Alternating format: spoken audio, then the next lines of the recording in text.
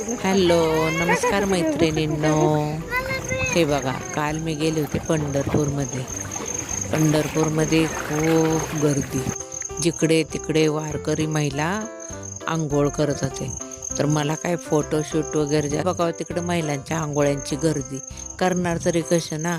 आणि मग काय केलं, चंद्रभागेत गेलो आणि हात पाय वगैरे धुतले आणि दिवा दिला सोडून, ओटी दिवा चंद्रभागेत सोडला. नंतर मग सासूबाईंना म्हणलं आता काय पर्याय नाही, चला तोंडात पाय धुवा, खूप गर्दी आहे, सगळीकडं महिला पुरुष आंघोळ्या करतात. मग मी पण तोंडात पाय धुतले आणि म्हणलं आता चला चंद्रभागेला दिवा वगैरे सोडला. छान दिवा झाला, तो लांबपर्यंत गेला. नंतर सासूबाईंना म्हणलं चला आता खूप गर्दी आहे चंद्रभागेमध्ये, मग तिकडं पुंडलिकाचे दर्शन वगैरे घ्यायचं म्हणलं तर तिथं पण खूप रांगा लागल्या होत्या. तर काय करायचं, मग काव्याला पण गंध लाव म्हणलं.